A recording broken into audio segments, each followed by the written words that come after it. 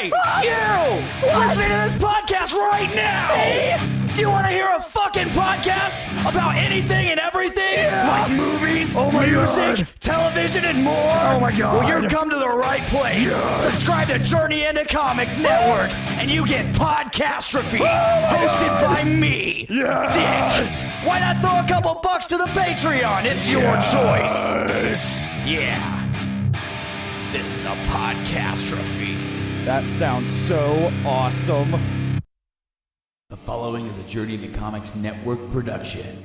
To a nicer guy, it couldn't happen. I'm the man of the hour, the man with the power. Diamonds are forever. He put hard times on Dusty Rhodes and his family. And what you gonna do, Andre? History beckons the Macho Man. Yeah. The best there is, the best there was. Austin 316 says I just whipped your ass. 2 words for ya. 2, woo!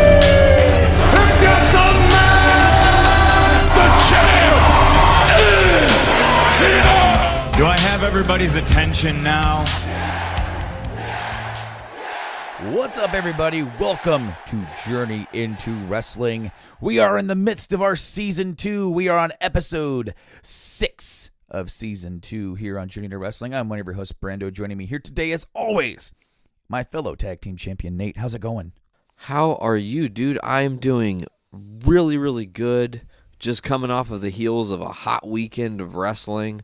Well, I guess it's been a little over a hot weekend by the time people are hearing this, but yeah, man, how are you doing? Dude, I am doing pretty good, all things considered.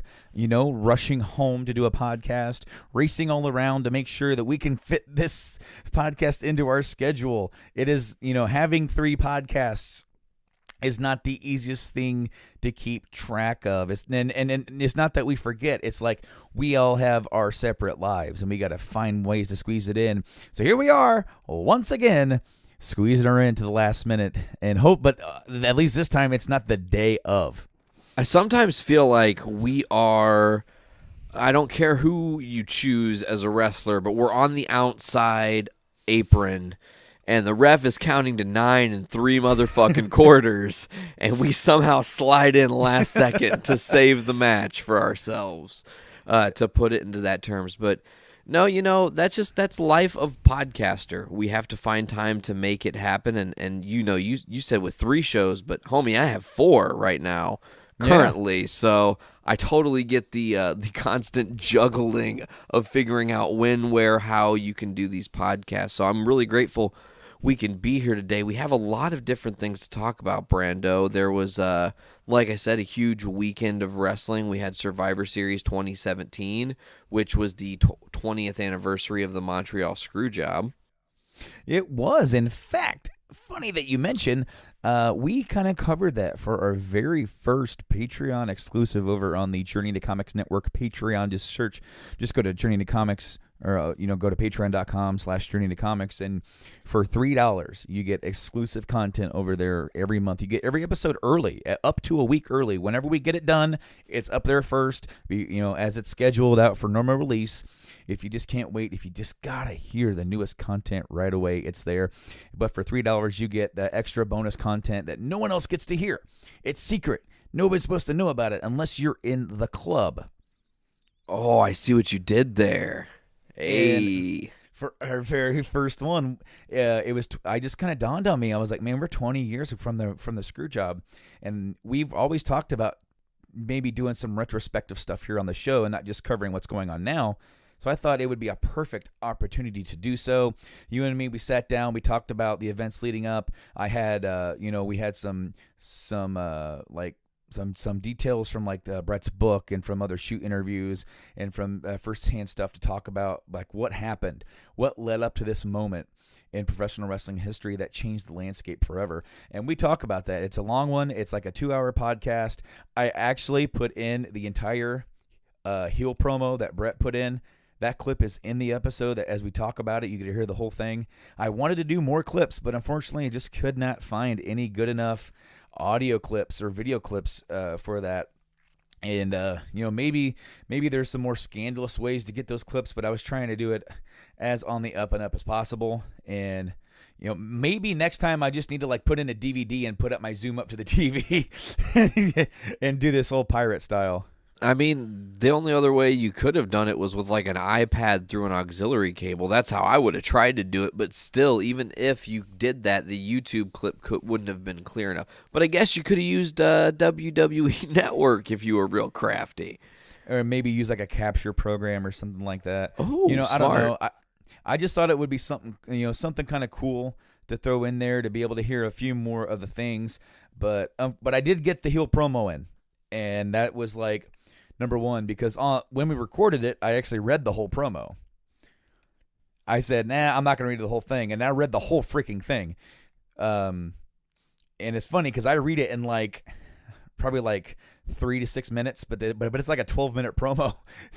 Yeah, it's long, ring, bro.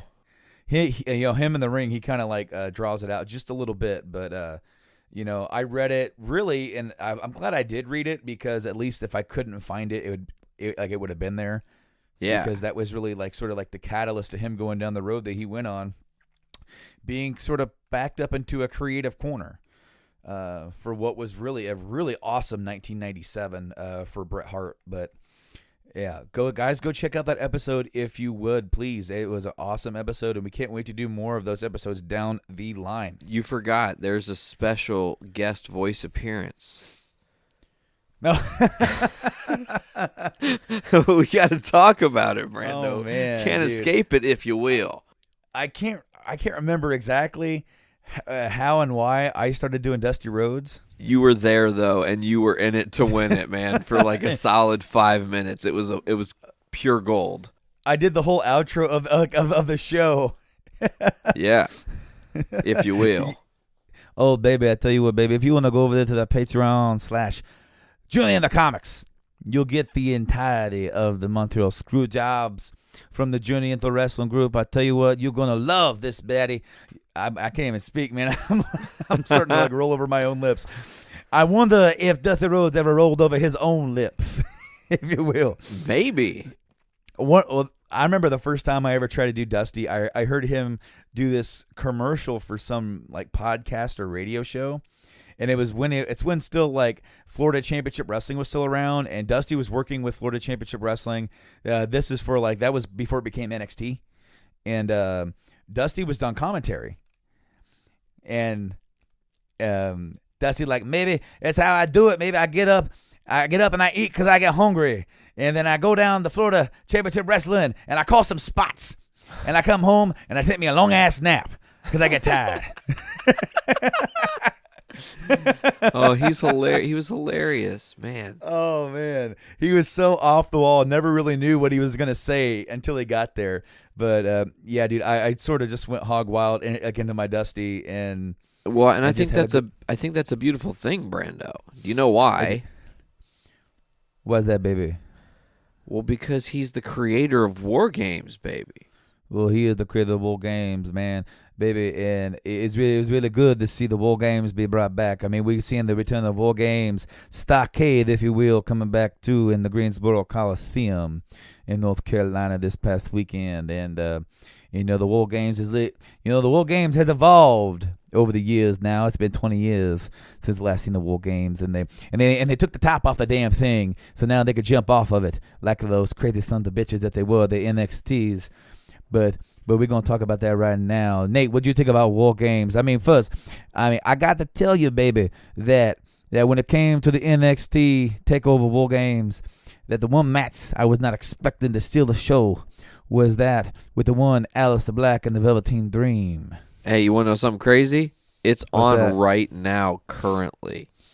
It is currently on right now. And I also just temporarily unplugged my headphones, so I couldn't hear you, but we're back with it. This match, Velveteen Dream, Aleister Black, the whole storyline of this is Velveteen Dream just wants Aleister Black to say his name. That's it. And Aleister Black will not give in to this. He's just like, you're not worth my time, kid. You're not worth my time. This match was amazing. This match could easily be put up on a top of the year, match of the year contender for sure. Is it the match of the year? No, but it was damn good. It was match of the night easily. I actually agree with that. Like of course, the splendor of War Games, the gimmick of that is going to like outshine it. But as a pure, like I thought, like as a pure one-on-one match, this was the best match of the night, and I love the Velveteen Dreams tribute to like Rick Rude with the airbrush tights. Yes. Thought that was a good touch. I liked the little weird little like mind games that they would play with each other in the middle of the match. They both had character. And see, that's one thing that I really like about NXT is that it's everything that the WWE is new school with just a pinch of that old school like 80s wrestling thrown in. You know, it's like they actually get to go out there and they actually get to wrestle. And that's not that we don't get to see wrestling on the main roster or on the main pay-per-views. We do. It's just it is so overproduced. And and that's something that was actually, I've been watching a whole lot of random videos, and it was a shoot interview with Al Snow, of all people. And he was talking about the modern day wrestling, and he said, I want to tell you what sucks about today's wrestling. He goes, it's not the fact that it's PG. PG has nothing to do with it. He said it's so overproduced. He goes, these agents are sitting at Gorilla with the headset on, talking to the referee, giving instructions spot for spot to these guys, reminding them, do this spot, heat it up, turn it down, grab this, grab that, make sure you do this. And the referee's constantly talking to them. Whereas back in the day, you had your spots that you wanted to hit, you filled out the rest, and you felt the crowd. Yeah, and you create a moment. And so now it's like it's so overproduced that these guys have to go out there. They're more worried about missing their spots than they are about feeling the crowd, because on top of all of this overproduced mess, they are still expected to try and feel the crowd. And it's like, how do you do that? And so, man, in NXT, I don't know, because it kind of just seems like that Triple H and maybe a few others are at Gorilla calling the stuff. It doesn't really, like, for all the stuff that I've seen, from like behind the scenes stuff, it kind of seems like it's a little bit, it seems like less is more, and I hope that's the way it is. I really do, because that just made total sense to me. You know, people have been bitching about the PG era and how it's different. It's like, it's not so much the content and what's on your television, it's the fact that it's becomes too much of a television show and less of a wrestling product. And I think that's because wrestling is a niche, and they want to be so much bigger. They want to be so much more expansive in that word of wrestling. They don't want it to be just wrestling. They want it to be sports entertainment. They want it to be a television show. They want it to be a multifaceted show where when you tune in, you find something that you want to see. But with all that stuff going on, things get lost in that, and it just becomes especially with Monday Night Raw being 3 hours, a glorified mess sometimes. With you get, occasionally you get some really good wrestling thrown in. Other than that, it's like, man, I don't know what's going on with this segment. And the dude's talking, and I don't feel it because it's not his words. He's not putting himself into these words because he has to read what's on the sheet of paper. I really feel like it's like, man, can these kids, no offense, and here I am, I'm not in the fucking business. I get this. I'm a fucking fan. I'm a mark. I know. But thank you. But how the fuck can somebody in the wrestling business learn to talk and be a character when someone writes every word that you say? That would be like parroting. Nate. Well, Nate, that would be like you giving me, like, making, if I'm going to go do a promo, you write my promo for me and say, no, you say this line the way I want you to say it. And it's like, well, I don't think I would say it that way. Some guys they're not strict. Like, a New Day does it, but they are allowed to a little bit more freedom. Punk always said that he would get the sheet, look at it, throw it in the trash. Yep. You know, he was old school. He even said that everybody just doesn't have the balls to go out there and do what you want because it's live television. And I remember hearing that, like, even like back during the Attitude Era, they wanted you to read the script, but if you went off script, it's live television. What are they going to do? Turn you off? And as long as you're willing to take the ass chewing, you could kind of do what you wanted. And nowadays, they don't want you to do that. It's different and whatever, but man, this is wrestling. At its core, it's wrestling, and I really feel like NXT is more wrestling, and it's more old school in that. And maybe that's just the way they present it, but that's the way it definitely comes off. Absolutely. And to finish on the Velveteen Dream Aleister Black match, just to brief on it real quick, I want to say that I loved how it ended with Aleister Black saying Velveteen Dream's name by way of saying, enjoy infamy, Velveteen Dream, because they knew they put on a stellar match. One thing I will complain about with War Games in general, you're going to have War Games and there are two rings right next to each other. Why is the only match utilizing those two rings the namesake match? Why isn't someone taking and dragging their opponent in the other ring and pummeling the shit out of them for a second and, you know, bringing them back over, or running as a scare tactic? I don't understand why they didn't do that. That was something that kind of fell flat for me. If you watch old WCW pay-per-views with the two rings, like all the pay-per-views that had the War Games, your Wrestle Wars, your Fall Brawls, wherever it was, typically they didn't do that. They kind of stuck to their ring. So, yeah, I mean, a new school thing, especially with the high flyers, would be like going all around and using the rings in a different way. But typically it's like, you know, if you notice, they did the old school thing like they used to do, where one match would be in one ring and the next match would be over here, and then they flip-flop back and forth until it was the War Games.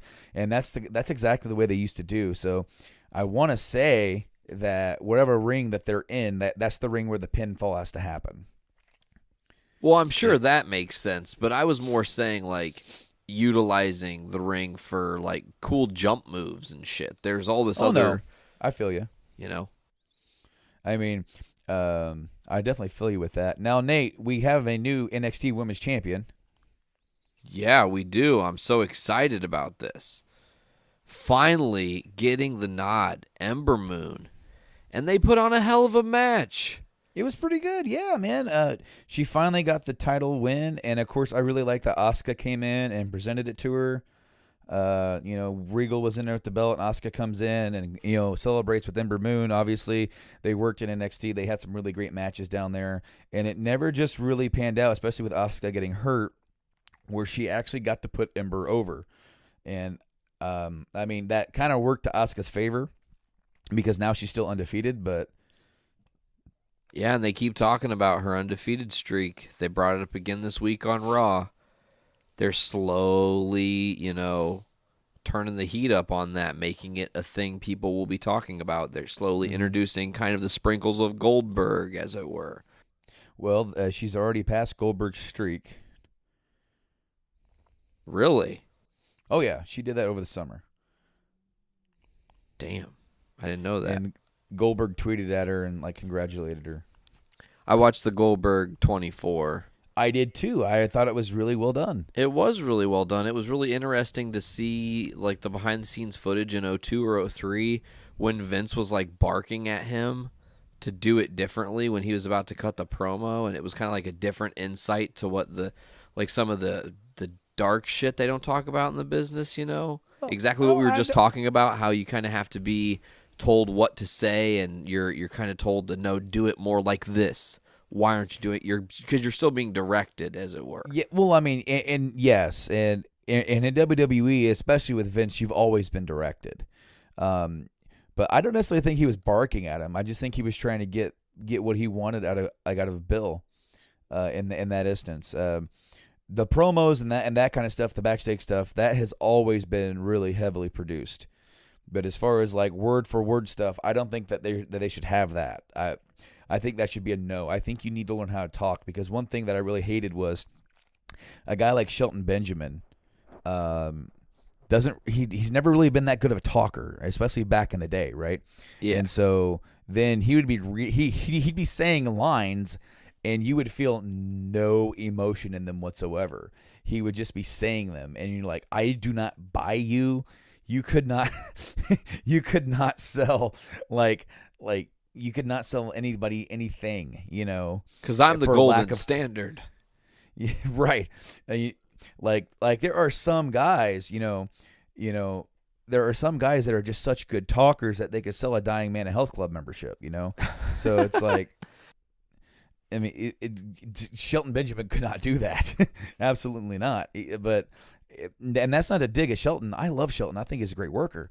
And I even think he's gotten a little bit better at that throughout the years. But, man, when he was young and, like, he was, like, getting that push and they wanted him to be one way.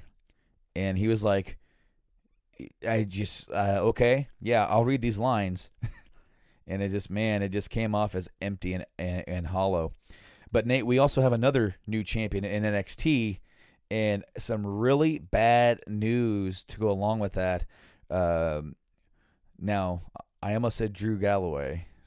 Nice save. He came back to WWE, so he gets the McIntyre back. Drew McIntyre lost the NXT title to Andrade Cien Almas, which was the planned finish. Yes, very important to note. That was the planned finish. They didn't have to do an audible, but the last move of the match, I believe that's where they think it happened, where he held onto the rope for that top rope DDT, and he tore his fucking bicep, and he's out 4 to 6 months.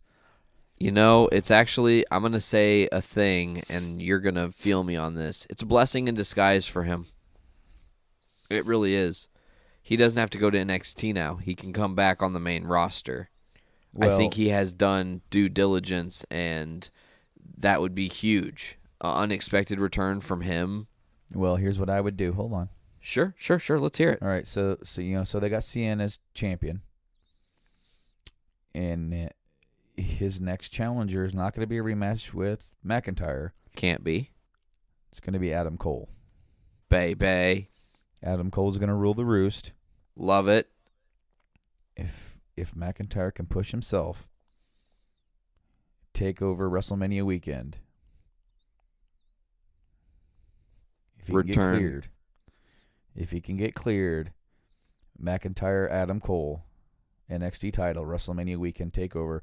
Where's WrestleMania at this year? Oh, it's in New Orleans. Yep. So take over New Orleans for NXT that weekend. And on that, do they do that on Friday now?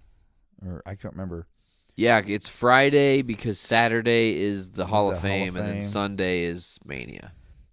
Or did they switch that this year? Because I can't remember. No, maybe I think they did, because they did the Hall of Fame, and then they put up stuff for the NXT, and they used the same out because they had the same arena for Monday and Tuesday. That's right. And so that way they don't have to set up for the wrestling and then tear it down, and set up for the Hall of Fame, tear it down, set up for the wrestling. So that saves them a little bit of money. So I hope that's the case, because that's what I would do, 100%. I would be like, dude, you better get on this, get healed, because you could be here, and you want to be here.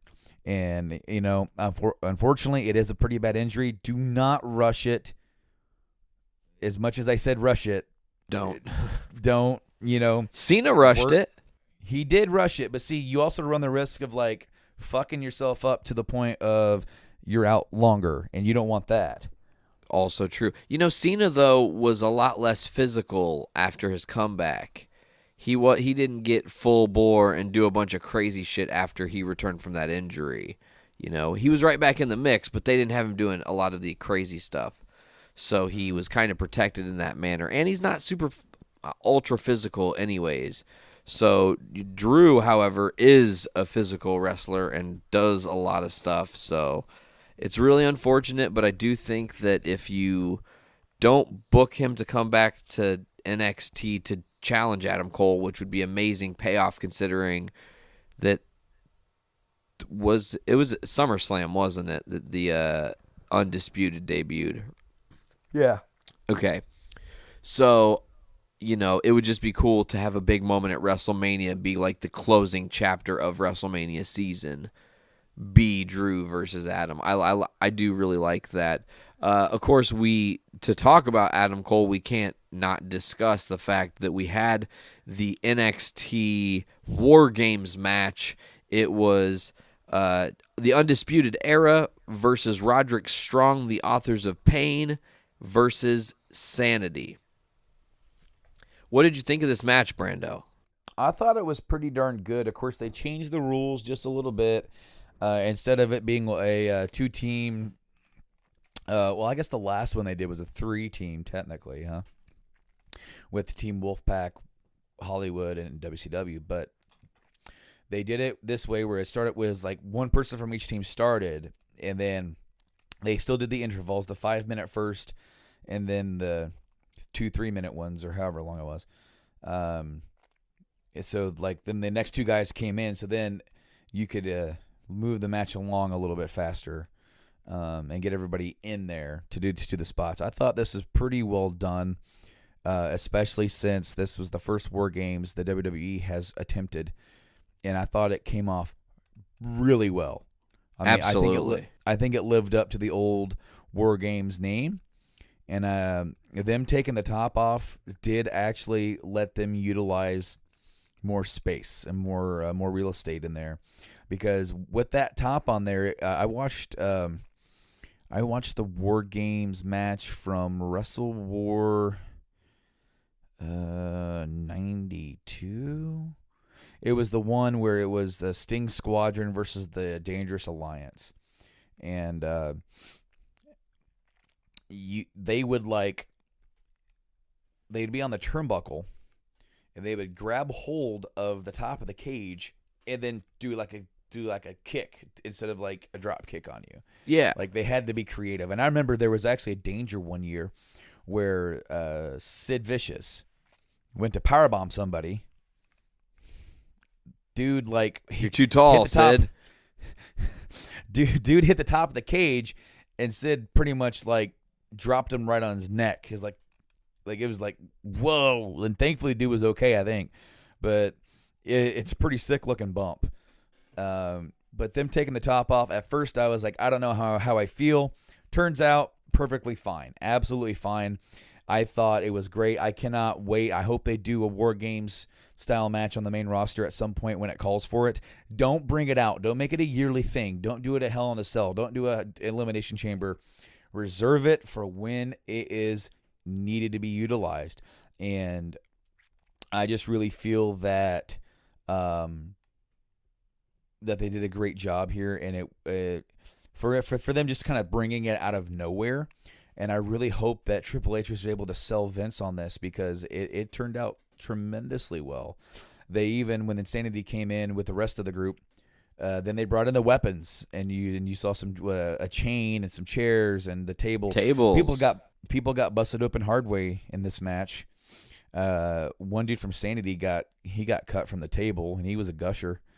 Yeah, got it on the back of his head. And dude, like, the match is pretty damn good. I want to. Didn't Adam Cole get the pin? Adam Cole pins Eric Young to win War Games, and the Undisputed Era reigns supreme. I mean, I know they won, but I was like trying to remember the finish, because I remember like at one point the last three guys standing were the three guys who started it. Yeah, Roderick Strong, Adam Cole, and Eric Young, which was awesome, you know. Oh, yeah. I'm really glad that Eric Young is in the company. He's a great worker. He's always been great. But here he's actually, I really feel like he's being utilized pretty damn well, and it's something different for him than we've seen in the past with this Sanity group. And I can't wait for them to eventually get called to the main roster. Dude, I'm starting to get more and more into these Authors of Pain guys. I didn't really get into them when they first came in. I thought they were pretty generic. But the more I see them, the more that they're getting over with me, and the more that I seem to like them. And I'm trying to remember the name of the dude, the big, the more rotund guy from Insanity. I can't remember his name. Killian Dane. Yes, he was in the Andre the Giant Memorial Battle Royal this year. That dude, he reminds me of like a monsterish Mick Foley. Yes. Did you see that crazy fucking spot from the corner to corner, the coast to coast, like Shane O'Mac? That dude's like 325 pounds flying in the air like Shane O'Mac. What the fuck? Dude, that dude on the other end was like, he was sitting there going, oh, God, why did I get talked into this? Why me? Poof. I think Roderick Strong took... No, it was Kyle... I think it was Kyle O'Reilly. Yeah. Because it's Kyle O'Reilly, Bobby Fish, and Adam Cole. Bobby Fish just sounds like a villain from, like, Batman. I was going to say Bond, but okay. Well, Bond early. He just sounds like a gangster. Okay, totally. Absolutely does. Yes, Bobby Fish, yes. Bobby Now, let me Fish tell you, gonna baby, I make you thought the War swim with the Games- fish. Oh, I tell you what, the baby is. I thought the War Games was a really good event. I thought overall it's pretty good. Some people thought it was better than the Survivor Series counterpart. For the most part, I would say that I thought they were relatively even this year. I thought Survivor Series, as we're going to shift into that, I thought Survivor Series was a pretty darn good show. There wasn't a bad match on the card. It was just a bit of a... It was long. Yeah, it was long. Before we leave War Games, I'll say that I would probably give the card overall a 3.75 for the event. It was It was very good. It wasn't quite a 4-star event. I think the opening match was really not the way to kick the show off. Cassius Ohno and Lars, not Ulrich, whatever the hell his name is, big ass motherfucker, but they're not bad workers, but it just didn't set the tone for the night. It didn't get me pumped that we were at NXT TakeOver again, and typically they do come out in strong fashion. You could have had Aleister Black, Velveteen Dream open up the show, and no one's following it, but it would have been amazing. It would have been a great kickoff to the show.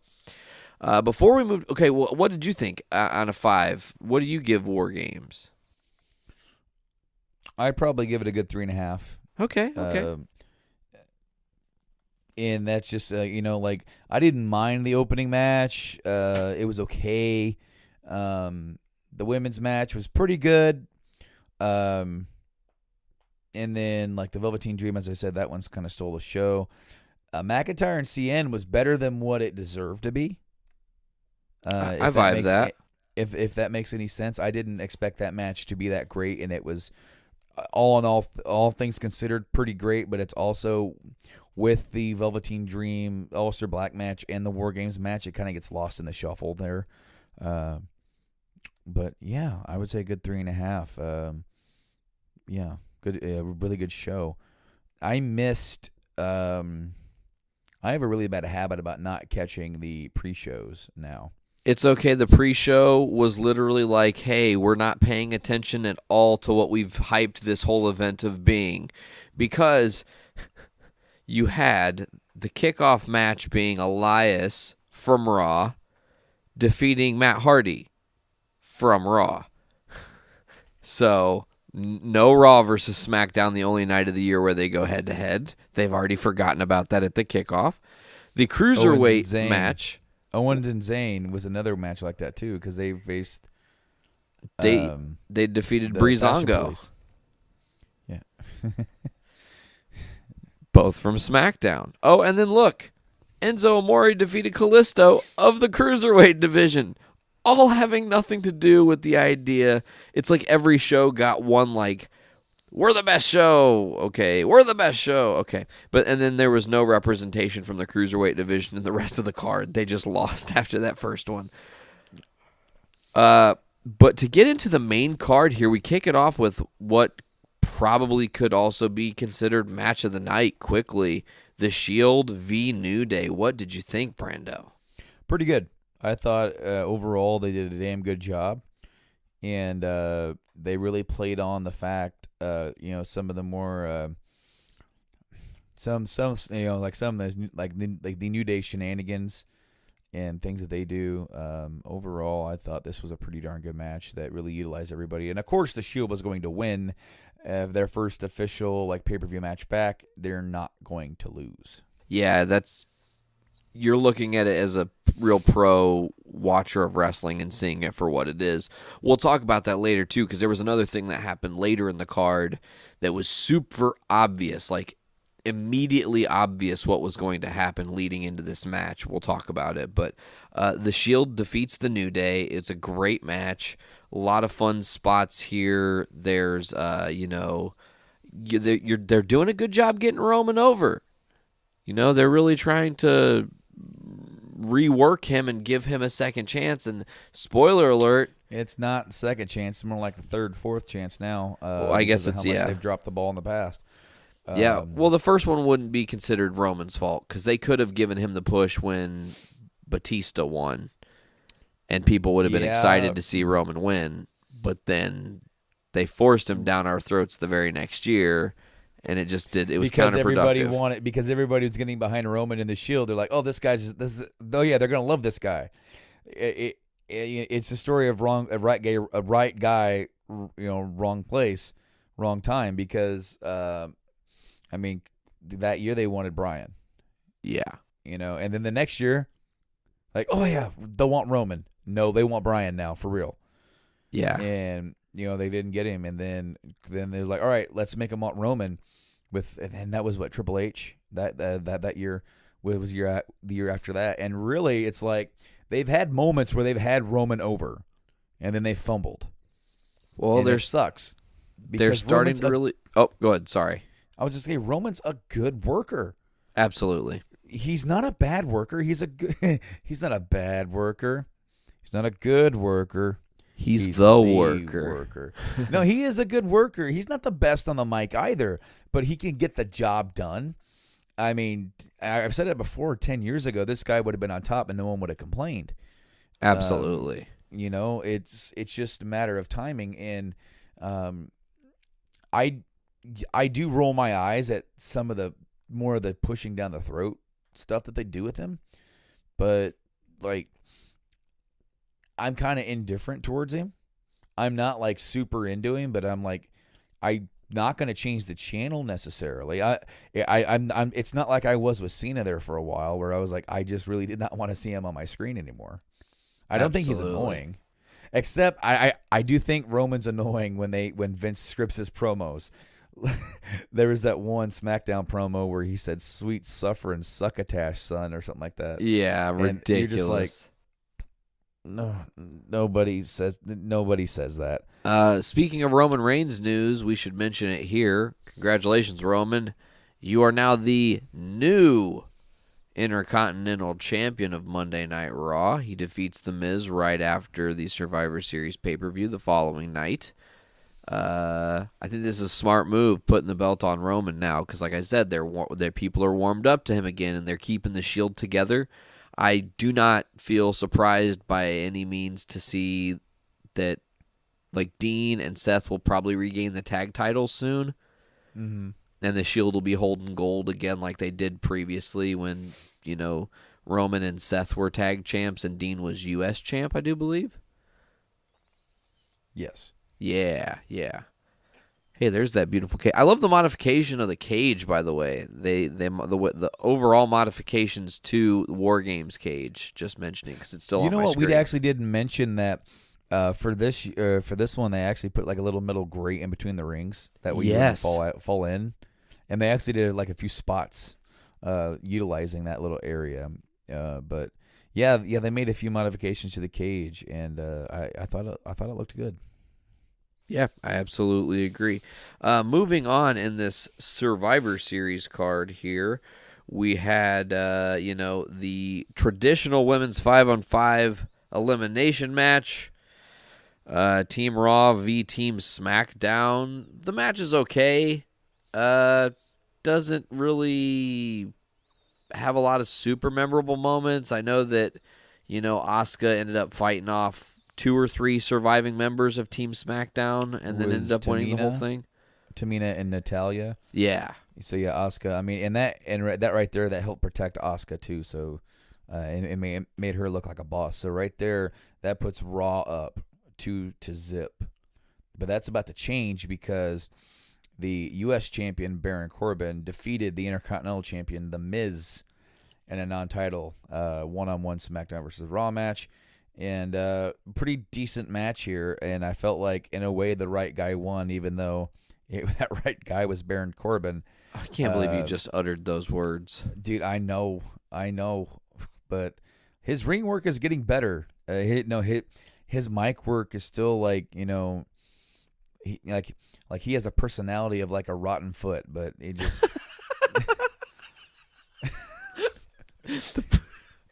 That's the greatest insult I've heard somebody tell someone.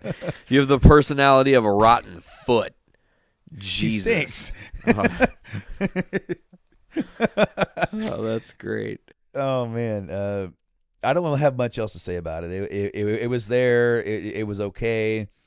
So that put SmackDown on the map with 2-1. The match after that, the SmackDown Tag Team Champions, the Usos, defeated The Bar, Cesaro and Sheamus. I thought this was a pretty darn good match between the two teams. Usos won that, making it even 2-2. Do you have anything to add to the tag match here? It was a great match overall. Didn't really surprise me again that Usos were going to win. You had to make it kind of a battle of the night. So going in, I felt like it made sense for the Usos to win this. It doesn't hurt The Bar to lose to the SmackDown champs, considering the Usos are probably the top tag team in the WWE. That's all I have for that, though. Following that, though, Brandon, we had the champion versus champion women's match. SmackDown women's champ Charlotte defeating Alexa Bliss. Man, that was a pretty good match, right? Again, pretty solid. I mean, there were no bad matches on the card here, on the main card at least that I saw. They were at least even the Corbin and Miz match. They were either good to just decent enough to be on the card. Nothing bad here at all. And Charlotte goes over here to put SmackDown up 3-2. But that's about to change, because the other champion versus champion, the Universal Champion Brock Lesnar, defeated WWE Champion AJ Styles. And I thought this match was really good for the amount of time that they had. They told a great story here. Of course, AJ's my boy. I've been long time fan of AJ Styles, going back to like 2004. You showed him to me when he was in TNA, and you were like, yes, dude, check this guy out. Him and Samoa Joe, I will never forget you first showing me that, like Bound for Glory, whatever year you first started watching TNA. You got like a ripped version. Slammiversary. It was Slammiversary. 05. Yeah. Yes. Those guys, because that was Joe's debut in TNA.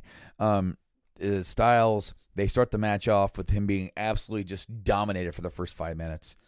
And then he starts doing that Rocky underdog comeback, Rocky versus the Big Russian. And they told this story of this little guy who just he's not going to quit.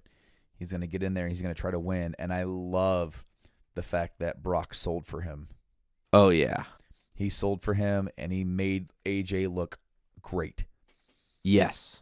And right now, of course, they've been doing this thing for about a year that no one's kicking out of the F5. Have you noticed that?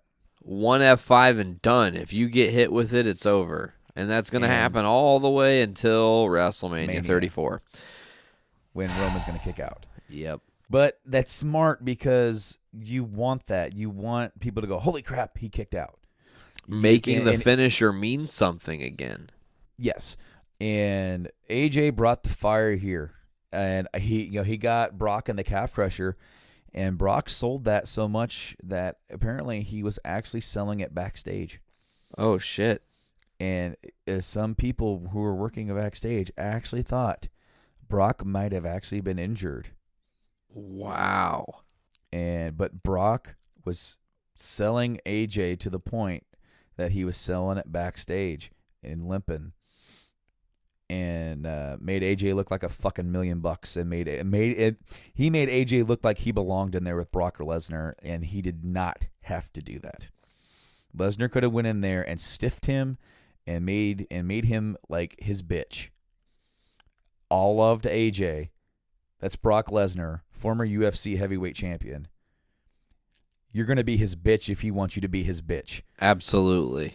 I mean, a lot of people who are MMA fans may like to dog on Lesnar for, kind of coming in and having a cup of coffee, but dude's a big motherfucker. I would not want to fuck with that guy. No. I mean, I see him down a dark alleyway or even in an airport, and I'm just going to act like I don't even notice him. But Lesnar just keep walking.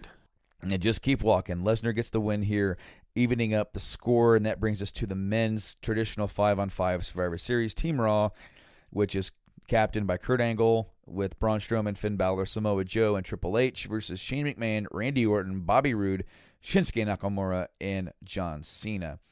Now, on short, I will say that I really did not think that this match was as good as some of the Survivor Series matches in the past.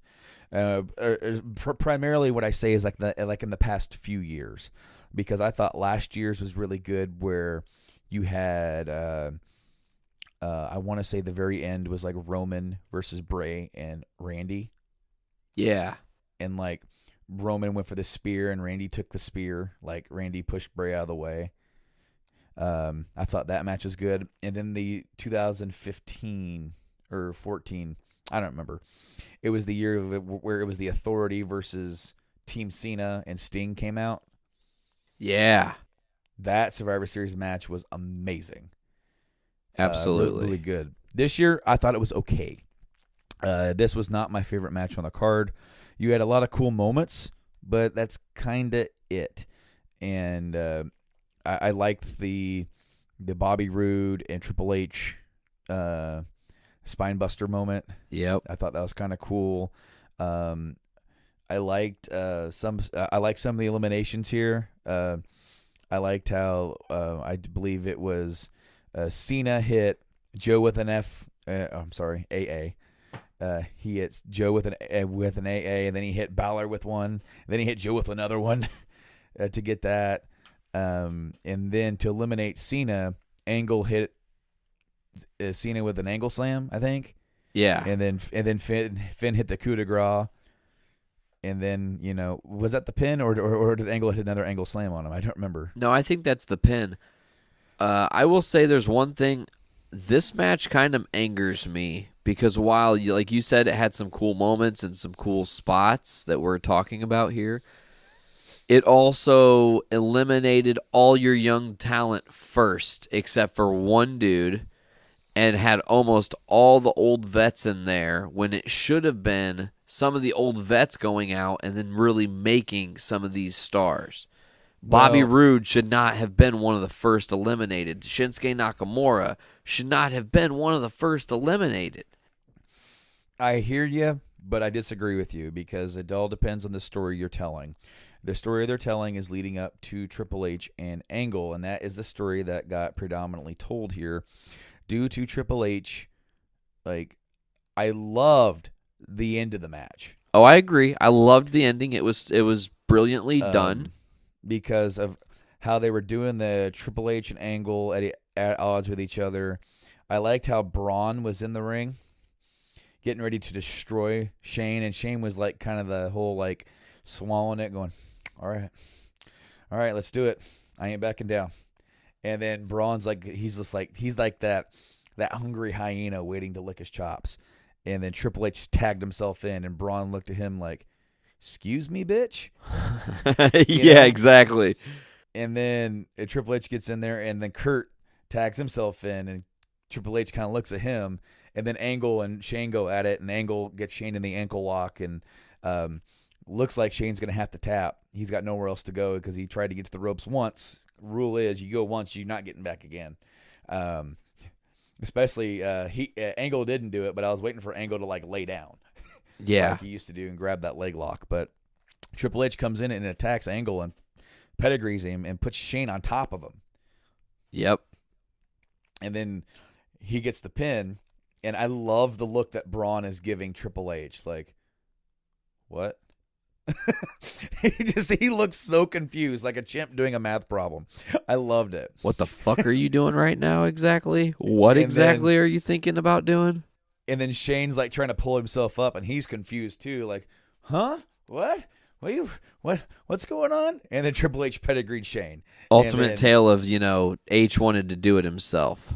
Right. And then he wanted to give that kind of FU to Kurt. And then he won the match. So it's Triple H and Braun Strowman surviving, and Raw wins the night.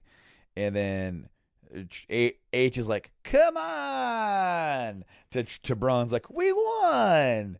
See, we won! I loved how he's like trying to celebrate, and Braun is still looking at him like, what? What the fuck did you just do?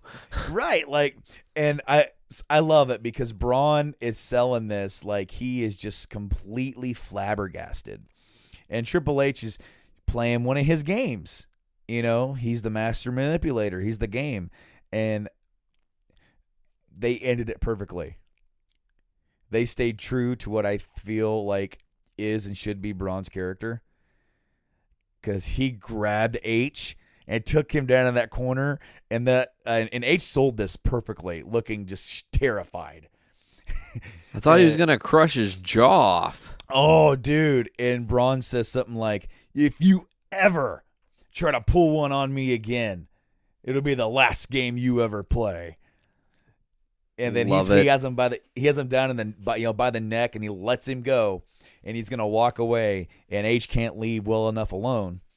So H tries to attack Braun, and Braun fucking lays him down with that power slam, and then the crowd goes freaking nuts for this. Oh yeah, and then of course he's screaming and yelling and doing his guttural meathead bro. I love when the crowd pops with him. And then he gives H another one for good measure. I loved it. I'm like, yes. Well, you know that the crowd chants one more time after every power slam. They just want to see how many he'll rack up. And sometimes it's 2 or 3 or 4 if he's really feeling saucy, You want another. It's crazy to me that Braun Strowman, who debuted with the Wyatt family, is this silent character who I didn't understand how they were going to get over, who I started to at the beginning of his push get a little bit annoyed, like, what is this dude getting pushed to the front for? And now I totally see it. Like, they sold me on Braun Strowman. He's so over. You could make him a super heel. You could make him a superstar. Obviously, the Roman Reigns angle, when they were just letting Strowman devastate Roman at every pass, made his legacy a little bit brighter. But now it's just like the sky is the limit for Braun Strowman, I know that the plan is for them to go to Mania. It's going to be Roman versus Brock. But I'm telling you, if I were booking it, I would swerve it. Strowman wins the Rumble. Strowman and Brock, even though they've already did that match, Strowman beats Brock and sends Brock out to pasture. I would love it. And then you make Strowman into a big star. And then he's big, he's tough. He's babyface, but he's not clean babyface. He's not kissing babies. He's a tough son of a bitch. And maybe he's not the best guy to go send to Good Morning America. But he's a very person. He has a personality outside of the ring. I mean, have you seen Wonder Strowman? Yes. So I feel like if you let him be himself, I feel like he'll be fine. Like when you want him to go do promo appearances, absolutely. Let him break kayfabe just a little bit, but then you let people know that when he's out there, when he's in the zone, he is the monster. Like the monster is there. Like no one's gonna stop him. And so like I feel like they sent the night off perfectly. To rate this show out of 5, I probably would give this show same rating, 3.5 out of 5. I felt like both shows are relatively even. And it was just like the last match of Survivor Series was just, the ending made up for like the match itself being so-so. Absolutely. It was good enough, but it wasn't as good as some of the, as I said, some of the past years. And then the Strowman ending, like I didn't mark out with it like I haven't marked out in years, not like that. But it's like I went to bed happy that night. I was like, hell yeah, that was the, I loved it because then I don't know if you saw this, H sold it, even after the camera's rough air, and like they had Stephanie come out, and then he would get up, he'd try to raise his hands, he'd fall over, and he just couldn't stay like up. And then there was a fan cam or like a phone from like the audience, and it showed H walking up the entrance ramp, and he's like, yeah, raising his hands up, turns around and walks right into the LED light, lighting say poof, and he goes down again. And what's funny is that you see him turn around and he sees it, and he's doing this for the crowd. He is just like, he can't stay on his feet. He was selling that Braun Strowman, that Strowman messed him up that bad, that he was just knocked wonky. And I love it, man. I love that H can wear a lot of hats, whether it's like the big serious gonna end your career hat, or like the goofy, like completely like entertaining hat. Absolutely. Or total badass if you need him, Exactly. All in the same time. But Brando, before we get into the next thing, I want to say, did you see this meltdown that happened in wrestling? The meltdown, are you talking about what happened last night as we record this? No. I'm not sure what you're speaking on that happened last night. Well, last night, Bray Wyatt beat Matt Hardy.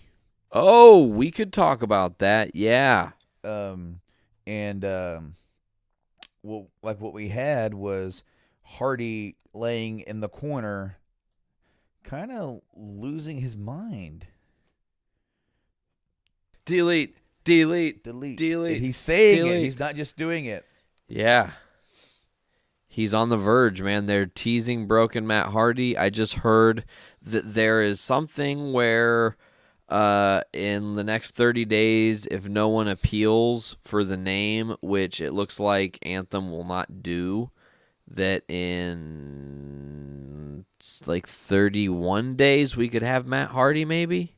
Well, it's like December 15th. Oh, wow. Is the day. So it's closer than we think. Wow. So, yeah, they got to start seeding this up.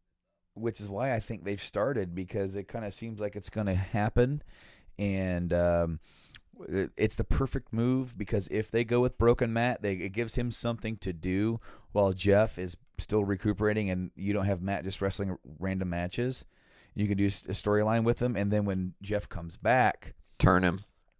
Well, then right there, you can have him join up with Matt and be Brother Nero, and do it. Some people are really worried that the creative in WWE is going to ruin it. I feel like as long as the Hardys are in on it, and as long as Hardys own the character and they're not going to want to do something they don't want to do, we have a potential for this to be something cool. Absolutely. It's definitely great possibilities in the making if they turn Hardy to the broken character, or if he can become woke or whatever. They've teased maybe it might be something different. Who knows? I always said that they should do Extremely Broken Matt Hardy, a mixture of the Team Extreme and Broken thing. But Woken Matt Hardy? Woken Matt Hardy would be good, yeah. That's a play on words. It's like, I am woken in my woken brilliance. Yeah, exactly. You could also do Shattered Hardy. He's more broke than broke. He's fucking shattered. Shatner Hardy? Shatner Hardy. Oh, Jesus. Well, Jeff, we are just too extreme for Raw. I was actually going to say, though, before we started talking about Jeff or Matt Hardy, I was asking if you saw the meltdown that happened at House of Hardcore 35. No, I did not see that. Is this have to do with a certain wrestler who's no longer with WWE? Correct. Now, I have not watched the video. I did. I have not watched it, but yes, Oh, boy. go ahead and talk about it. Well, okay, so like the title of the video was like something about huge return fail or whatever. Huge return speech, like gone bad or something. Gone like bad, correct. And Austin Aries comes out and he first starts talking about his book and veganism, and he's like trying to sell his fucking book, and he's not cutting a wrestling promo, he's doing a promotion for his fucking book. And then he's done with that, and then he starts talking about wrestling and whatnot. But he's talking all slow, and then like I just saw a meme, and it like totally just like threw me off of what you were saying.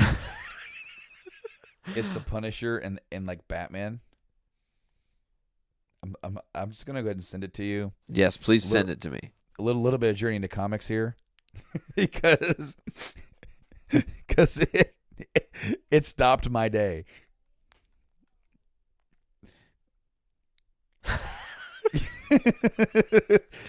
They best friends now.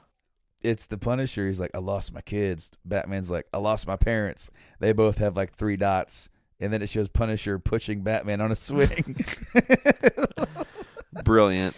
That's I'm sorry, hilarious. but please continue. He's trying to sell a book, and he's being all talking quiet, you said? He's just kind of slow talking, and he's kind of talking. And then he starts all of a sudden, he's like recounting what happened and it not being a bad thing that he got let go and like trying to save face or something. And this is the rebirth of Austin Aries. Well, the crowd is not having it. He's not doing a good job of getting himself over, because to start this whole fucking thing, he started selling a book. So what does the crowd do? They start chanting, "Shut the fuck up, shut the fuck up." And he can't get a word in edgewise. Shut the fuck up. Well, then he starts like attacking a fan in the crowd verbally. He's like, you know what, man? You know, you could say shut the fuck up to me, and, you know, I could, old Austin Aries, I would come down right there now, and I'd get in your face, and I'd kick your fucking ass, or I'd tell you where I'm staying, and see if you had the fucking balls to meet me. But you know what, man? I get it. You're drunk. You've had a couple beers. You're just getting a little crazy at the wrestling event. It's cool, man. I get it. Like, he's still being an asshole. And then he starts talking about how, you know, and in my career, I have been known as an asshole, and maybe I should own that, but I'm not an asshole. Like, I'm a good guy, and it was just downhill. The crowd was not into it at all. It was kind of sad to see, actually. But back to Monday Night Raw. Rampage Paige is back. Rampage Paige is back. She's back in the company. It's not fake this time. It's real. Apparently, Al Patron is really out of the picture now, so she can appear on TV. I don't know how that works. It just seems like that's an interesting correlation. She starts dating Alberto Del Rio. She's magically off TV, and now that she's no longer dating Alberto Del Rio, she's all of a sudden back on Monday Night Raw. I like how you called him Al Patron. Isn't it Alberto Al Patron? But you called him Al, as in like like Al Borland from like Tool Time. Like, oops, my bad. I didn't mean to do that. I don't think so, Paige. Yeah, I don't think so, Paige.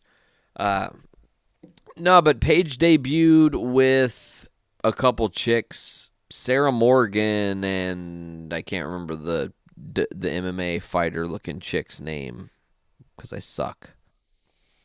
They had some NXT call ups.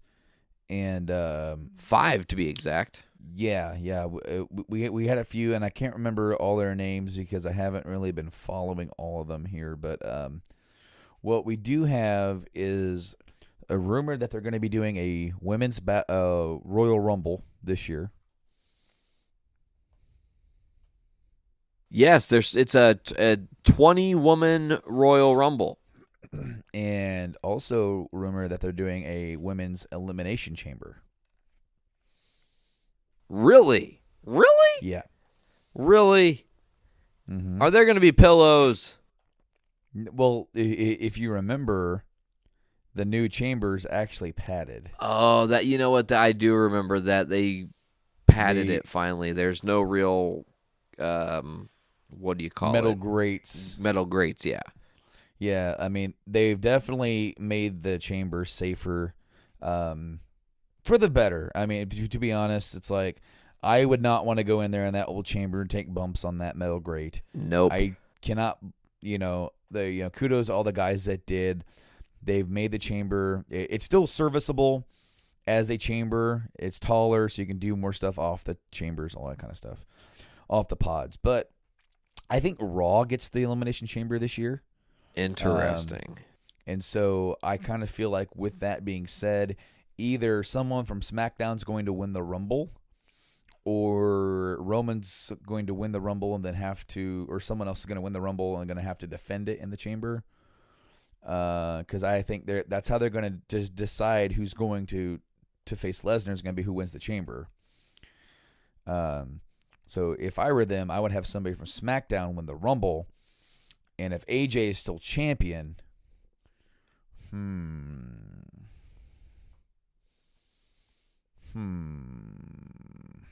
what do you do, man? I don't know. That's future tripping for what we can't even see because we would have to know who even wins the Rumble. This is so confusing. That's if AJ is still champion. They might give it back to Jinder, which I hope they don't do, and not because I hate Jinder, but because to take the belt off of Jinder, so Jinder doesn't have to wrestle Lesnar because they don't see him as a big enough star to wrestle Lesnar. Giving him the title back looks bad.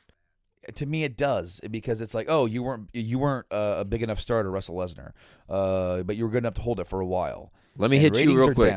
Ratings are down. Ratings and houses have been down, so it's time to give it back to somebody who can hopefully bring those up. No offense to Jinder, but that responsibility historically has gone on to the champion who draws the houses and draws the shows. So, yeah, who knows? To get back to it, Brando, I wanted to tell you Mandy Rose and Sonya Deville are who debuted with Paige.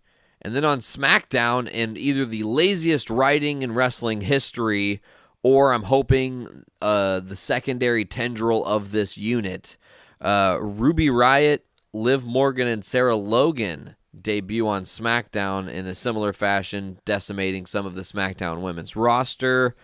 Ruby Riott, actually from Lafayette, shout out there. But, this setup for the Rumble is cool. I think right now that brings the total number of women to 21 on the two shows for the Rumble. The thing is that you obviously aren't going to have Alexa Bliss or Charlotte in there, so those are out. So you would most likely have a couple special run-ins. Come on, it's a Rumble. How dope would it be if Lita's music hit, or if Kelly's music hit, or who knows? Who knows who could come out? One of the Bellas, maybe. I don't know. That is possible. Bree's been training for a comeback, I think. Yeah. Nikki could always come in. Yes, absolutely. So, that's interesting. Now, Brando, on the flip side of it, you kind of touched a little bit on the Royal Rumble here. Do you know Jericho was on, I think it was the Ross Report podcast recently, a couple days ago. He confirmed there that, guess what? Vince signed off, gave the thumbs up. Go make that money, Sonny. Go get that Kenny Omega Wrestle Kingdom money, Chris Jericho. So Vince knows about the deal. The plot then kind of thickens if you think about it, because now Vince knows that Y2J is going to Wrestle Kingdom.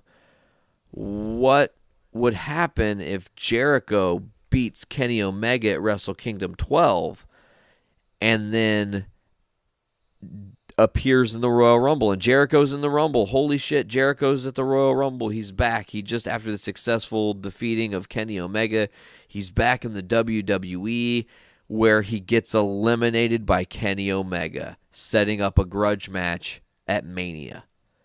Maybe it's a one-time deal. You don't think it's going to happen?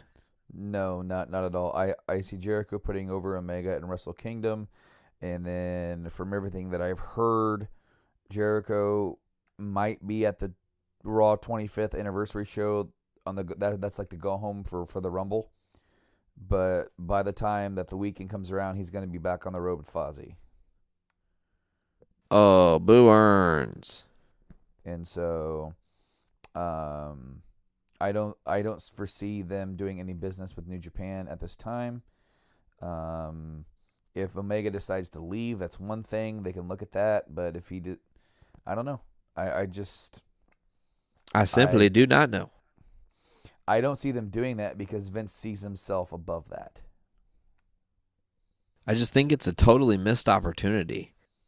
I agree, but I'm trying to put myself in the mind of Vince McMahon, and he is completely oblivious. How much longer before they go, hey, Vince, you probably shouldn't be calling shots anymore, brother? Buddy, you tell him that, and he's going to just want to prove you wrong even more. Yeah, but I mean, there's going to be... I'm not trying to be dark and grim here, man. I'm just being honest. He's getting older. He's in his late 70s now. How old? 75 or 76, I think. Let's look up. Okay, look it up. McMahon. How old are you, bastard? Damn, he'd be so mad if he knew you called him a bastard. He is a bastard, and he knows it. He does know it. Oh, man. I don't want to see his damn Twitter feed. Vincent Kennedy McMahon. He is 72. 72. Okay, so I overestimated a little bit, but still, he's getting up there.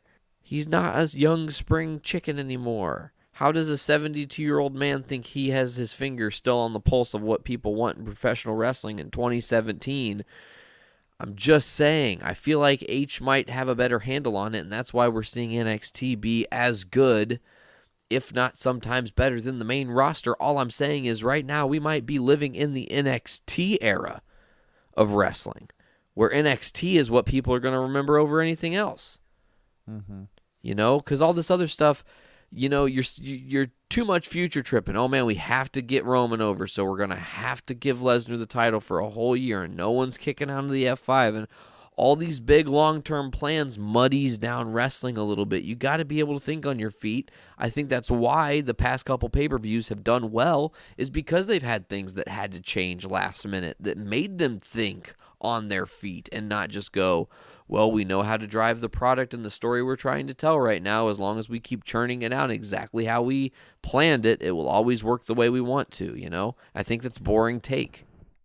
Well, you know, part of what was exciting about the Attitude Era was the seemingly, what was called Crash TV, where you kind of had to watch. And sometimes it would be really cool to see what exactly is going to happen now. But other times it would be completely ridiculous, and it's like going back and watching those Attitude Era Raws. There's a lot of good stuff, and there's some stuff that you're just like, what the hell am I watching? It's a lot of smut, Brando. There is so much smut. You know, I never realized my dad being like, I don't want you to watch that fucking smut.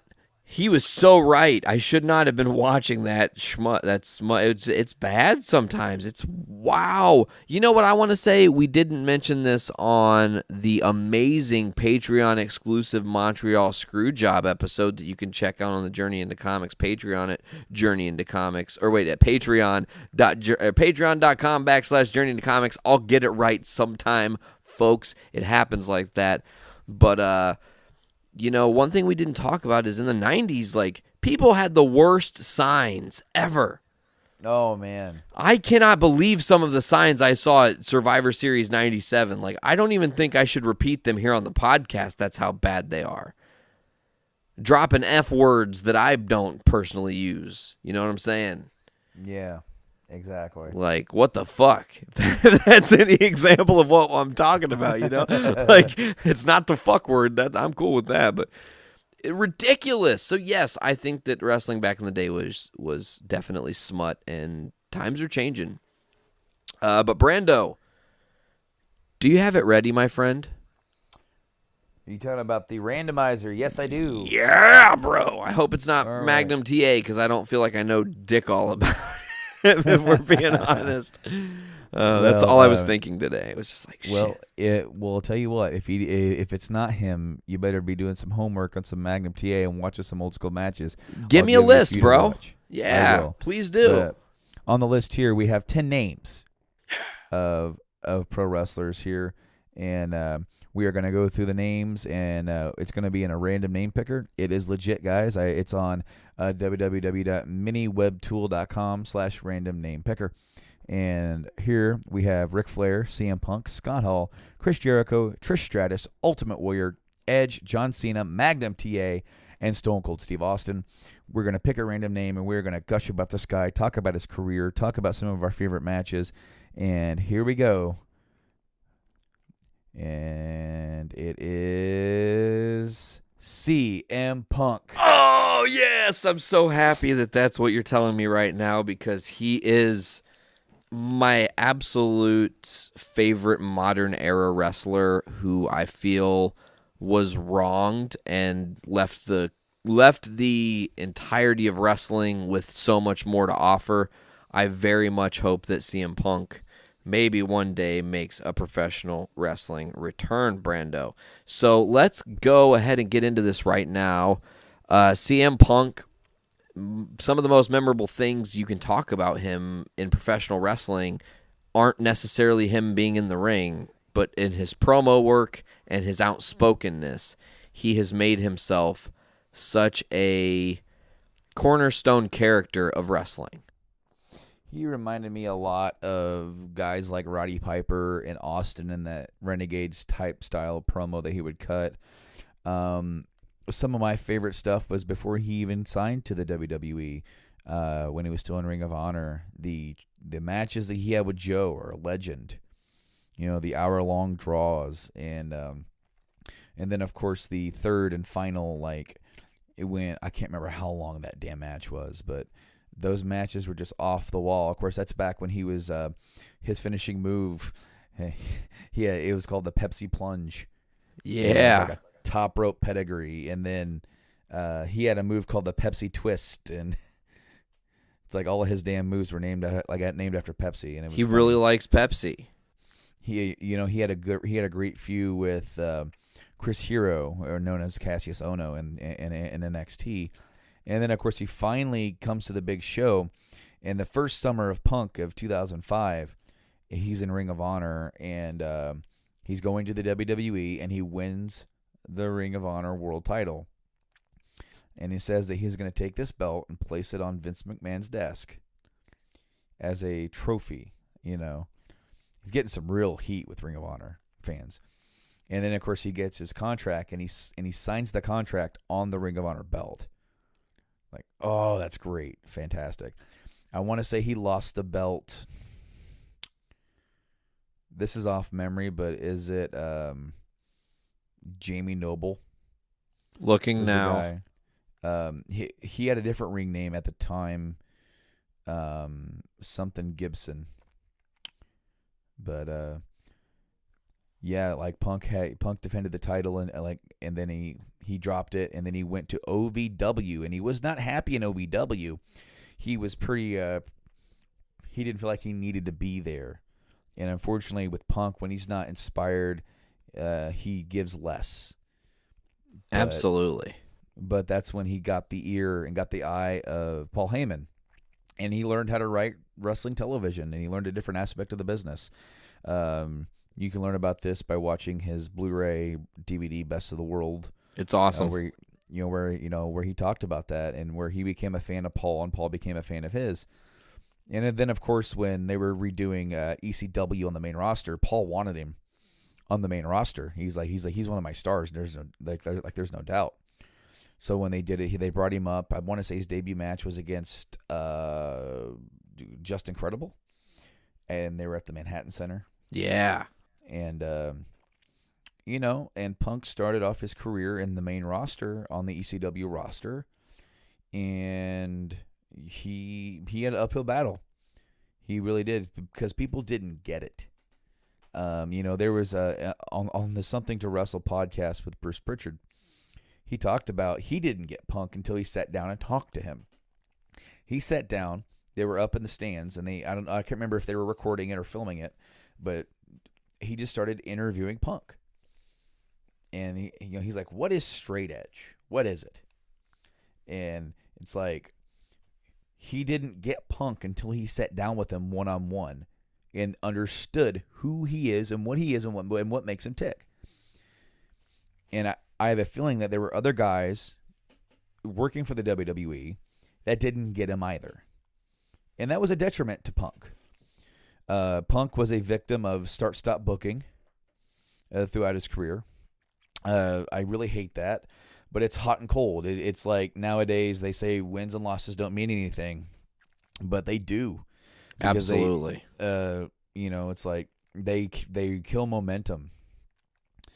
And Punk had a lot of momentum. There were times where they didn't know what to do with him because they weren't going anywhere with him at that moment. Eventually he would win the ECW title, and he held that for a while. And then he won the first Money in the Bank. That was at 24, not the first one, but his first. His first one, yeah, because he was in the one before it, 23 as well. Yes, he was in that one, and then he won the 24th, and he also won the 25th. And 24th, I mentioned earlier here in the show about how I marked out. Yes, that was one of my last big mark out moments. I remember living in the second apartment watching Raw, and they were doing the draft around that time, and Batista had left Edge laying, and Punk's music hit, and I'm like, I've been a fan of Punk for a long time. For a few years at this point, for about 4 years, and I'm just like fucking marked out. I'm like, yes, he's finally going to win the world title. And unfortunately, that run wouldn't amount to a hill of beans, but it was that moment. You can't take that moment away. Absolutely.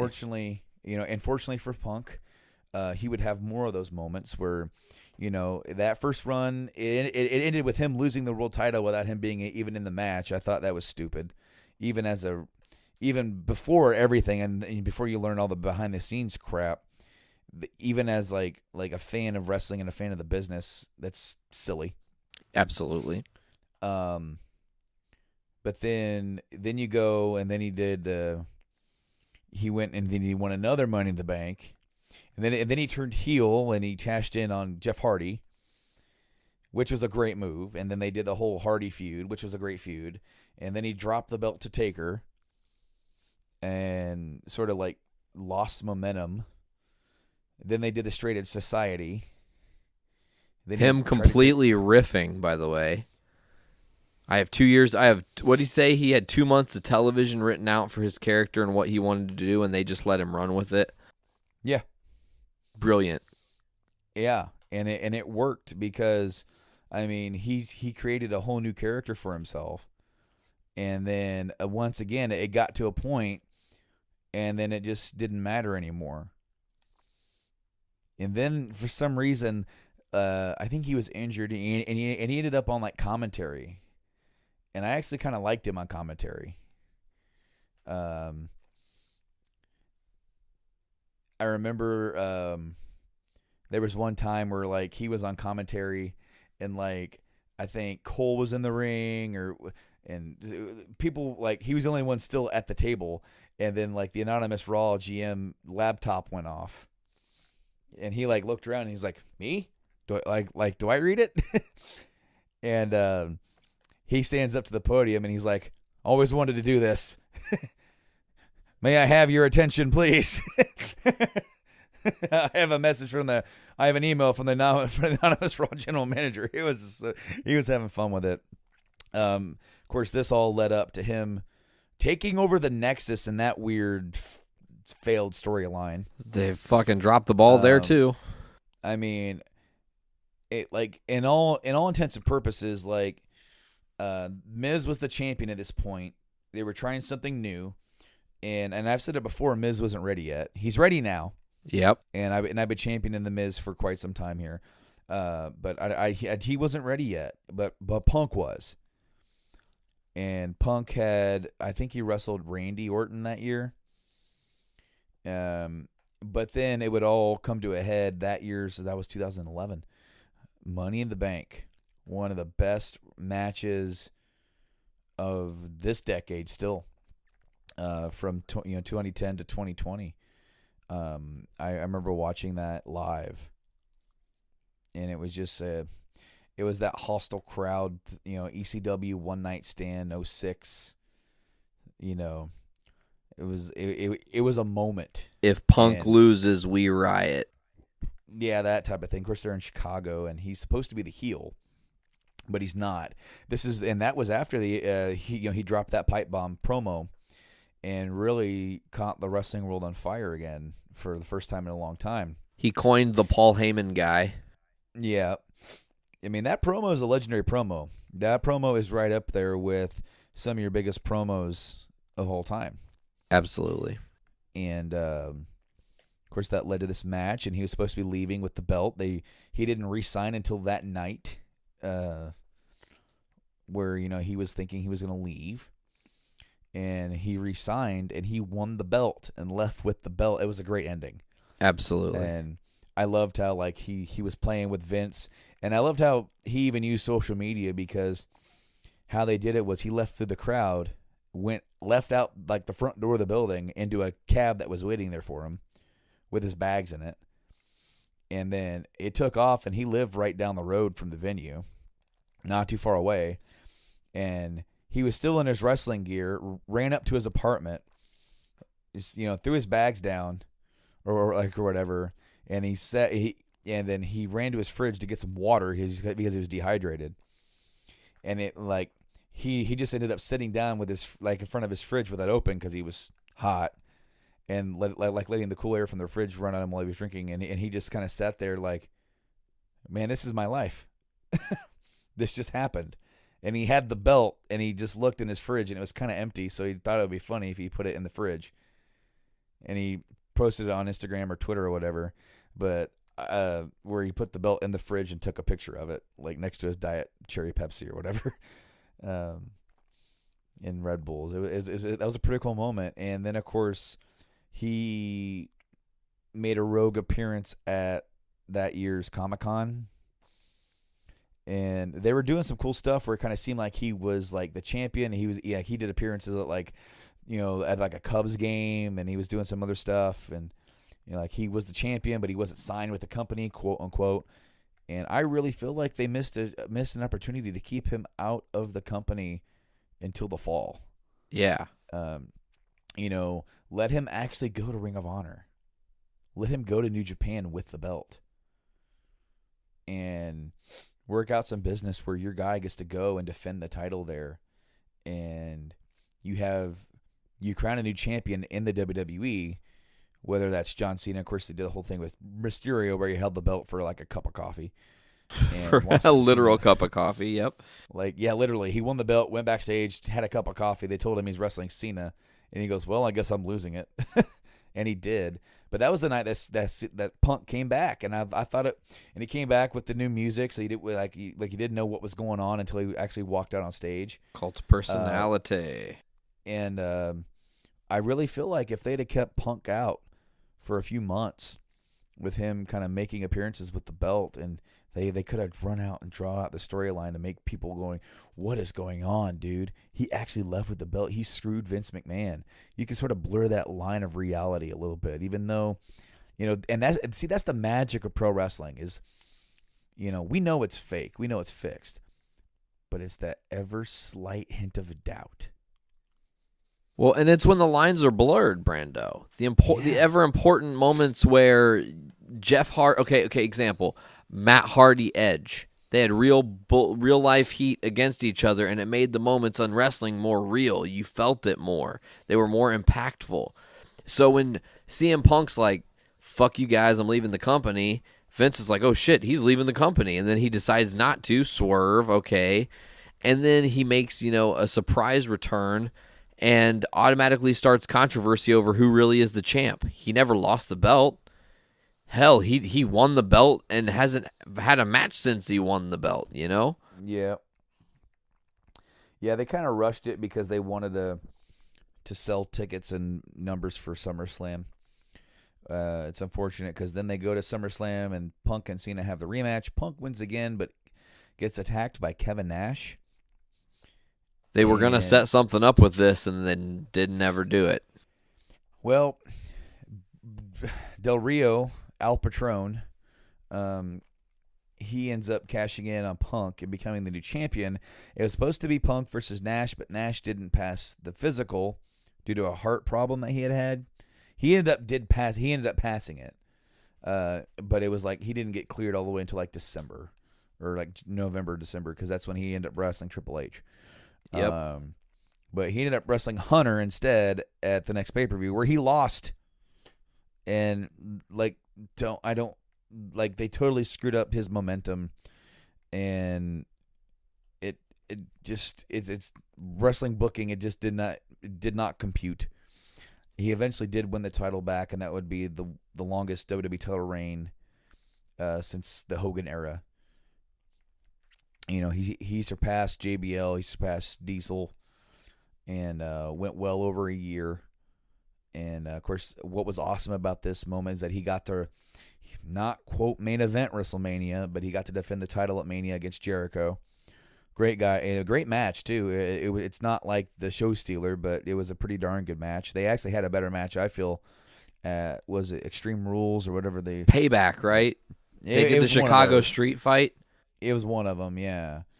I don't remember the name of the damn pay-per-view events anymore. They changed them on me. But that match I felt was a little bit better. But you couldn't get there without the Mania match. And then, of course, midway through the summer, he turns heel. He defends against Cena, who's cashing in the Money in the Bank on him in a match because he's a babyface and he's not going to cash in out of nowhere. And I remember The Rock comes out, and he ends up like hitting The Rock or something. And then that sets up The Rock versus Punk at Rumble.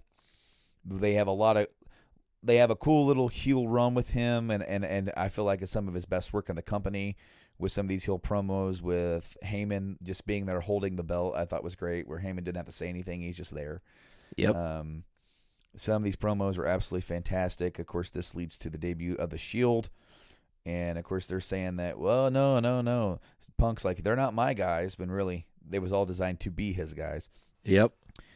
That led to the Rumble, where he met The Rock, and then he lost to The Rock. And that match is great, too. Punk did business there.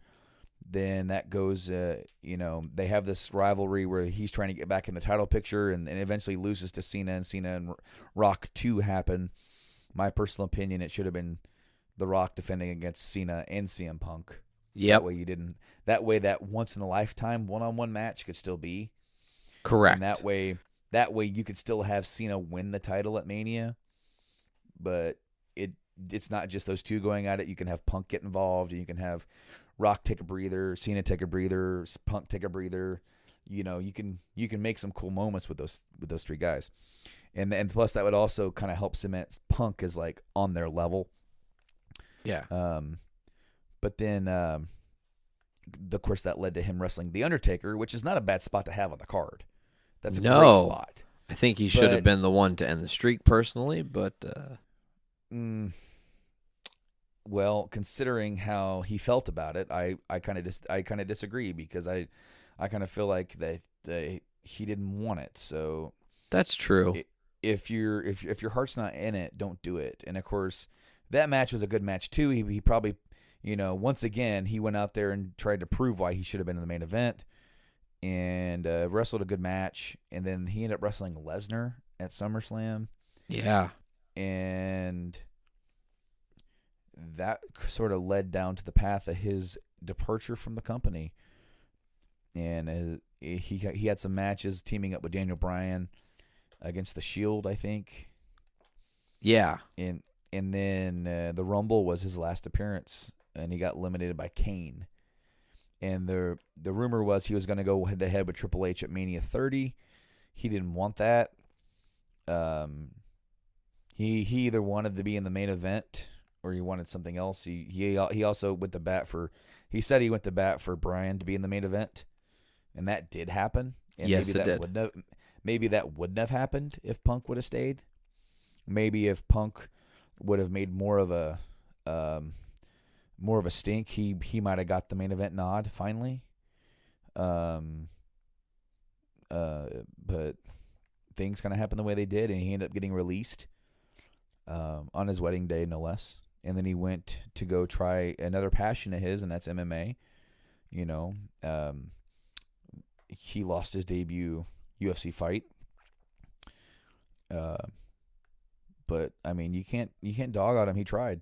You know, and then he's still trying. He's not giving up on it. He wants another go at it, and you know, he's got more balls than me. So, from what I understand, Punk will probably not have another UFC fight.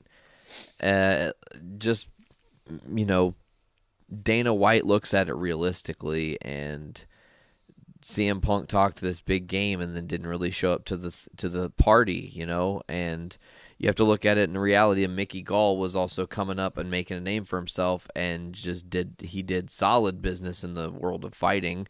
So I want to kind of say this about Punk, is that while I feel he had some amazing matches and incredible moments in the WWE, from the pipe bomb to the Money in the Bank memories to everything that happened in the Straight Edge Society. He did a great program with Chris Jericho where Jericho was saying he wasn't straight edge, and there was a whole like Punk faked being drunk thing, which was hilarious. You know, I hope though, with the current landscape of wrestling, that there is room for CM Punk to make a return before it's too late for him to make a return.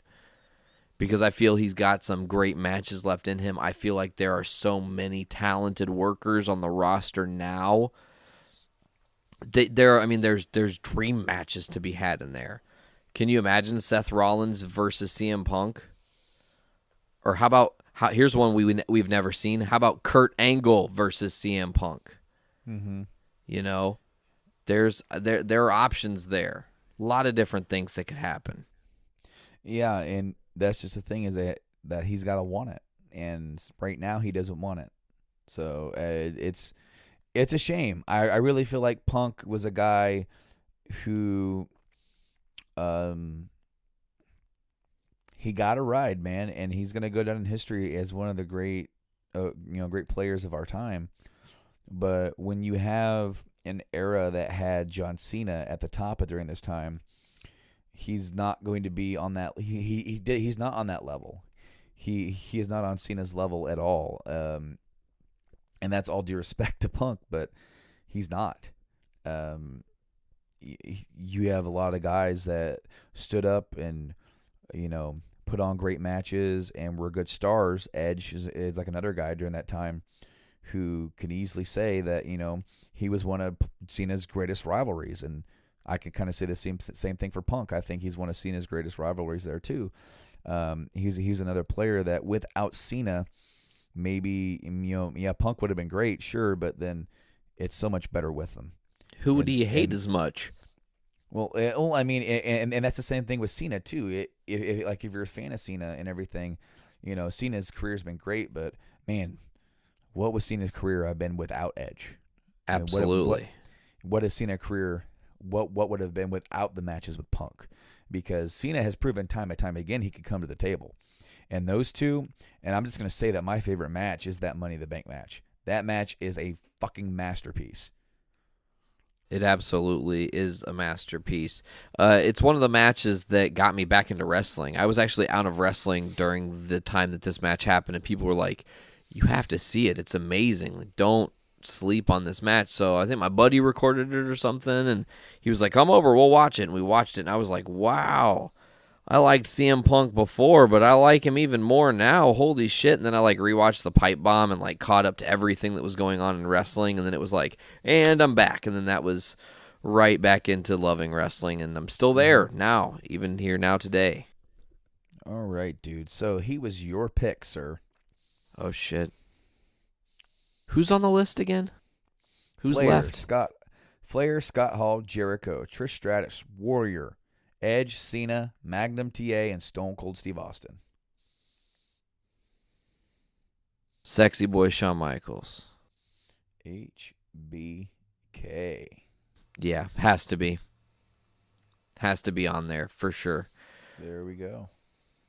But yes, see who gets the nod next time here on the random highlight.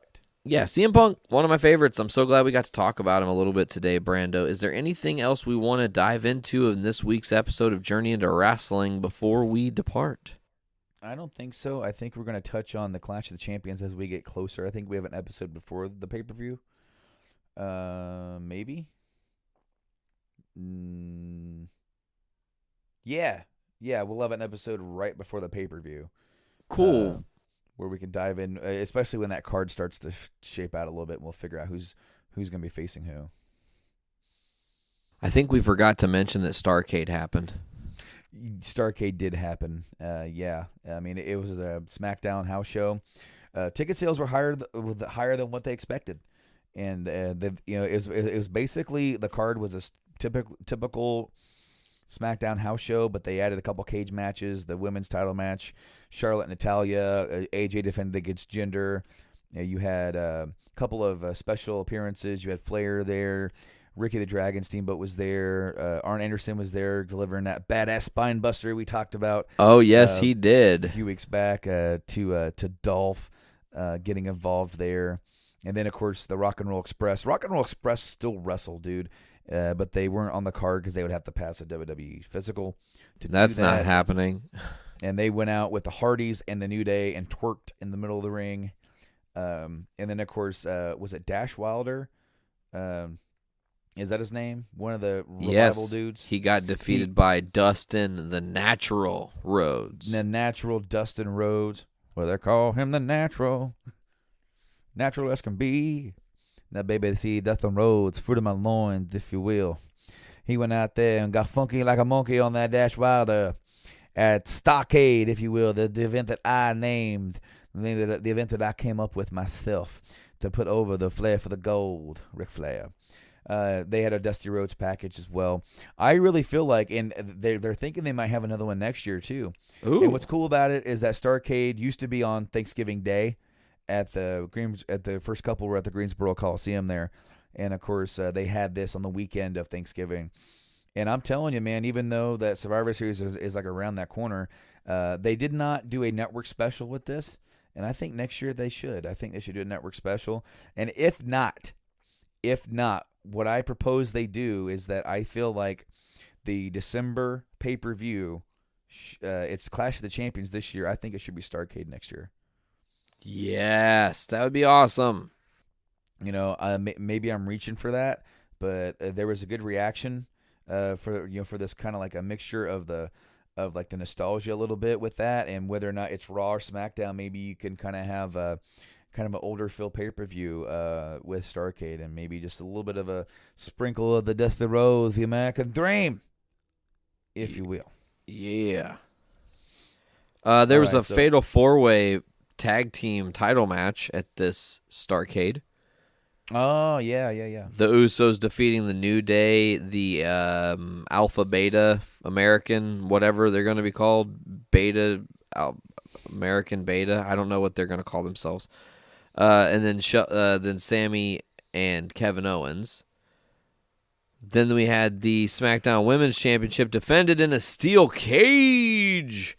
Rick comes out and introduces Charlotte. Charlotte defeats Natalya by way of the figure 8. And to close this evening up, we missed a match too. Shinsuke defeated Baron Corbin. I forgot about that. Was that by disqualification? By disqualification. And then lastly, to end the night, the WWE Championship was defended in a steel cage, and AJ Styles, champion, defeats Jinder, escaping the cage to remain champ. A pretty good finish there, because that means they didn't get another pin on him, and they can still build up to Clash of the Champions. So there you go. All right. So dig it now. We're going to take it home here. Yes, we are. Ooh, Macho's taking it home for us this week. I'm so excited. Bring it on. Tell us where we can hear ourselves. Well, I tell you what, you can hear us on all your favorite podcast networks there. We're on the iTunes, the Podbean, the Stitcher Radio, and the Google Play Music. Dig it.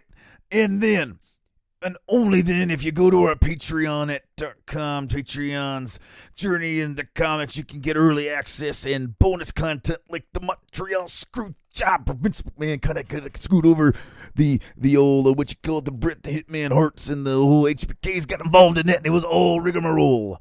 He ends up in the WCWs with the Macho Man, Randy Savage. And if you want, you can check us out on all our social medias. I don't really know much about that myself, but you can go to the Facebooks. We're Journey to Wrestling on Facebook, JIW and JIC on the Twitters, where we share some stuff and kind of discussing. We don't really use it that much because there's a lot of Twitters to go along with all this podcast and stuff. Yeah. That was really good, Brando. Jesus. Bringing another dead wrestling legend to life by voice animatronics. So if you will, that's going to do it for us this week on Journey into Wrestling. Hit us up every other Wednesday right here on the Journey into Comics Network on journeytocomics.com. And if you want to do that, buddy, for Nate, I've been the Macho Man Randy Savage. And we'll see you on the next episode of Journey into Wrestling. Oh, yeah!